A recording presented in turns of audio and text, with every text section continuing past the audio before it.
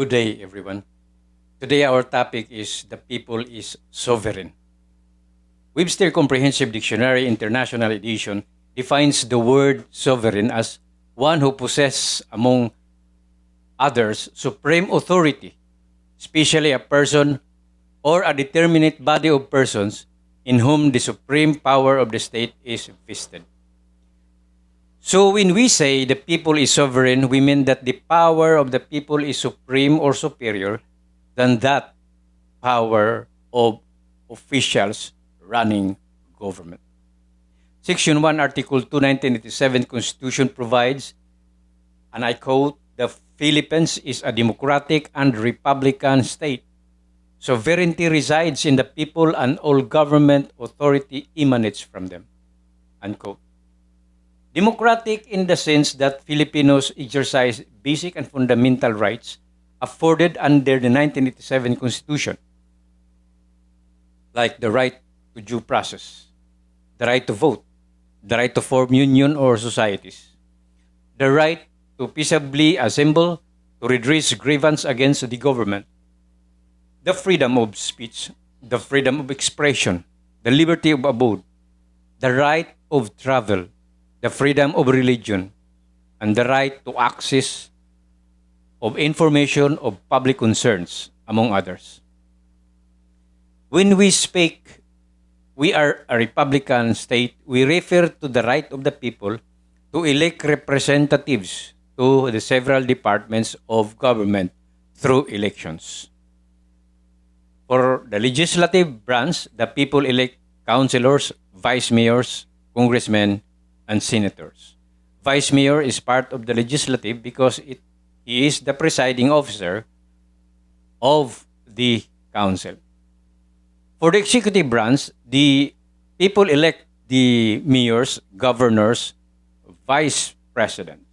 Vice president is part of the executive branch. Article 7 of the 1987 Constitution clearly provides that the vice president is part of the executive department, with a sole function to act as spare tire of the president, unless appointed by the president to any cabinet position.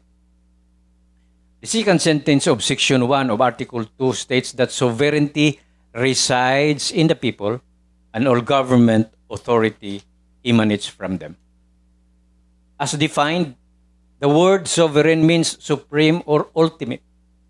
Thus, the power of the people is superior even that of the president. But this sovereign power is best expressed and exercised only during elections, referendum, plebiscite, or recall periods. It means that the people possess more power than any elected government officials. The phrase government authority emanates from them simply suggests that the people is the source of all governmental powers, that the people are the boss of the government officials, not the other way around. The voters are the boss, the politicians are the servants. Government officials are mere servants of the people. That is why public officials are called public servants. Politicians owe to render due and proper respect and courtesy to the people.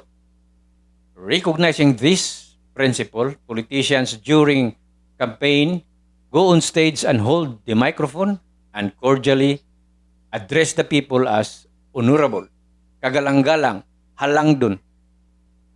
Politicians themselves recognize the supremacy of the authority of the people. Sadly, however, most politicians, when already elected, easily forget their sworn duty and abuse their authority.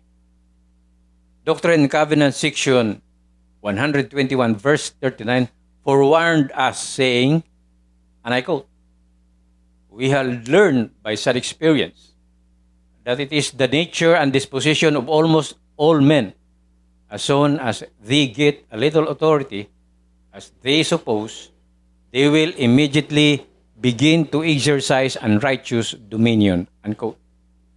So even God has already cautioned man from abusive authority. Evil politicians think that their public office is their personal property, subject of successional rights. So they allow their spouse, children, and relatives to take their place when their term ends, then later exchange places. Politicians have forgotten that government is instituted of God for the good of man. Hence, governmental programs and actions must be always geared toward what is good for man. And when the abuses of those in governmental powers become so extreme, God will not hesitate to come to overcome the evil in government. We have seen this in the biblical stories of the destruction of the Tower of Babel and the confounding of the language of the people of Babylon. The destruction of the people when the earth was flooded in Noah's time. The burning of Sodom and Gomorrah and the scattering of the 12 tribes of Israel. All this malady happened because of the extreme wickedness and iniquity of the people and their leaders. People usually follow their leaders. The rule is follow the leader.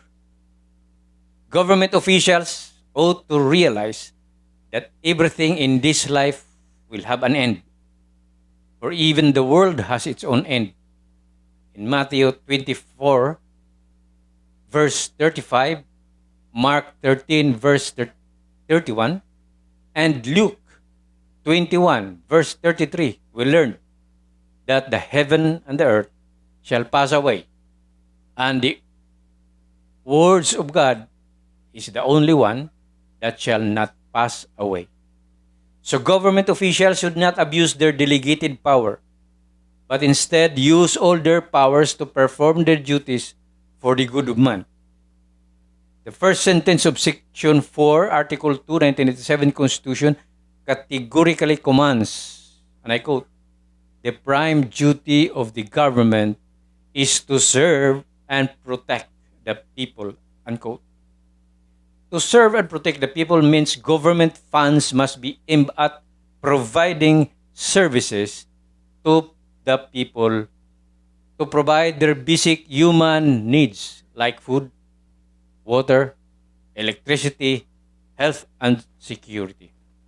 For under Section 5, Article 2 of the 1987 Constitution, it also provides, and I quote, "The maintenance of peace and order, the protection of life, liberty, and property, and promotion of the general welfare are essential for the enjoyment by all the people of the blessings of democracy." So let us, as voters, choose good and righteous politicians, that the purposes of the institution of government be faithfully attained. If government do their work well, the people will be happy. And when the people are happy, God will rejoice. Proverbs 29 verse 2 states, "When the righteous are in authority, the people rejoice. But when the wicked rule, the people mourn." So choose the right leaders. Choose the right when a choice is placed before you. For in the right, there is safety for the soul. In Jesus Christ's name, Amen.